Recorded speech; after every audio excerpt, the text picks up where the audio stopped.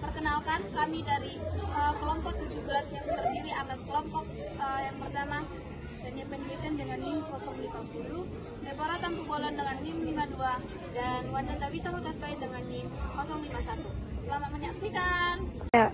Pengertian metodologi perangkat lunak adalah suatu strategi pengembangan memadukan proses, metode, dan perangkat atau tools.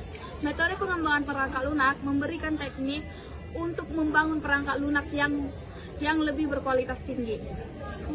Yang keempat itu adalah Kanban. Kanban ini adalah metodologi yang berfokus pada manajemen alur kerja dengan menggunakan papan visual untuk memantau dan mengelola tugas. Fokus utamanya ini adalah pengelolaan aliran pekerjaan dan efisiensi. Yang kelima itu adalah DevOps. DevOps ini adalah pendekatan yang mengintegritaskan pembangunan perangkat lunak dan operasi TI untuk meningkatkan kolaborasi dan otomatisasi dalam proses pengembangan, pengujian, dan penyebaran perangkat lunak. Yang keenam adalah Extreme Programming. Extreme ini adalah menekankan pada praktik pengembangan perangkat lunak yang ekstrim untuk meningkatkan kualitas dan responsif terhadap perubahan seperti pengkodean pasangan, pengujian otomatis, dan pengembangan berbasis fitur. Kelebihan dan kekurangan setiap masing-masing metodologi pengembangan perangkat lunak. Yang pertama, Linear Sequential Model. Satu, kelebihan. Satu, mudah dalam pengelolaan karena hampir seluruh requirement telah diidentifikasi dan dokumentasikan. Tahapan yang berurutan secara linear, identifikasi dan dokumentasi lengkap menyebabkan proses mudah dipahami oleh seluruh tim yang terlibat ataupun project owner. Satu, kelemahan. Tahapan yang berurutan secara linear tidak memungkinkan untuk kembali pada tahapan selanjutnya. Dua, tidak fleksibel terhadap perubahan kebutuhan yang terjadi dalam tahap pengembangan sistem. Yang ketiga, hampir tidak ada toleransi kesalahan terutama pada tahapan planning dan desain. Yang kedua, metodologi paralel model. Satu, kelebihan, waktu pengembangan sistem yang lebih singkat dibandingkan waterfall karena beberapa tahapan diselektrasikan dengan membagi menjadi beberapa sub-project. Yang pertama, kelemahan. Satu, integrasi sistem memiliki kesulitan tersendiri, kegagalan atau keterlambatan pada salah satu sub-project memberikan dampak pada proses mengintegrasikan seluruh sistem. Yang kedua, terdapat kemungkinan kesulitan dalam penanganan jika terjadi permasalahan pada sub-project secara bersamaan. Yang ketiga, metodologi iteratif model. Kelebihan satu, umpan balik terus-menerus dari pemilik proyek. Yang kedua, beberapa revisi pada seluruh aplikasi dan posisi spesifik. Yang ketiga, pekerjaan disampaikan di awal proyek. Satu, kelemahan. Setiap perulangan adalah struktur kaku yang menyerupai proyek kecil atau waterfall. Yang keempat, floating model. Satu, kelebihan. Requirement identification yang akurat karena dilakukan evaluasi secara berkala dan mendapatkan manusia dari project owner terhadap perubahan rupa yang dihasilkan. Dua, user experiences yang meningkat karena secara terus-menerus melakukan uji coba dan evaluasi terhadap rupa. Tiga, kesalahan dan redundansi dapat diminimalkan karena proses identifikasi yang baik terhadap perubahan rupa. Satu, kelemahan. Setelah evaluasi dan masukan terhadap perubahan rupa, maka akan membutuhkan penyesuaian terhadap perubahan rupa tersebut.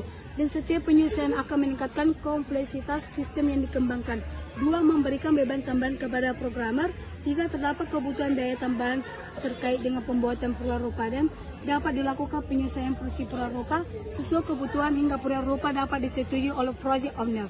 Yang kelima, RAF atau Rapid Application Deployment Model. Satu, efisiensi waktu penerimaan. Dua, perubahan kebutuhan dapat ditampung. Tiga, waktu siklus dapat pendek dengan penggunaan alat RAD yang kuat. Empat, produktivitas dengan lebih sedikit.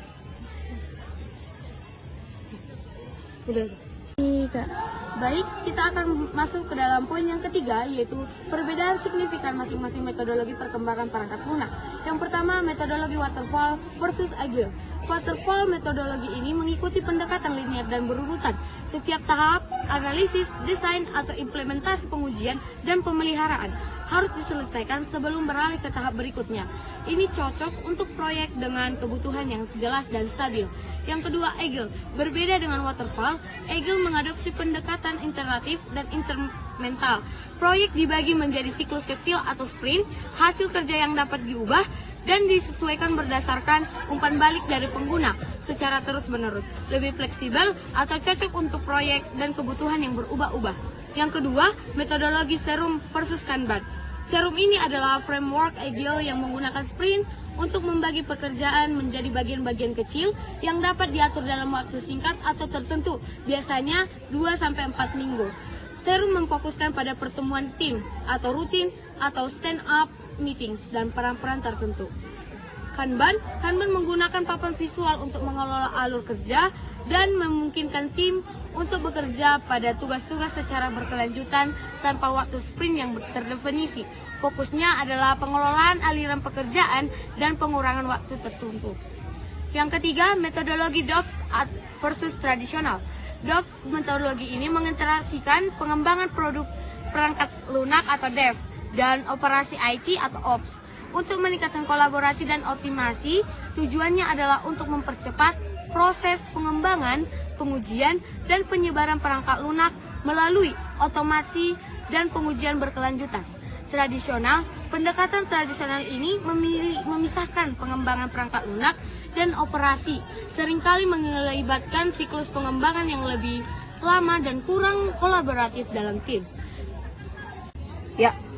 Sekian hasil presentasi kami ucapkan terima kasih.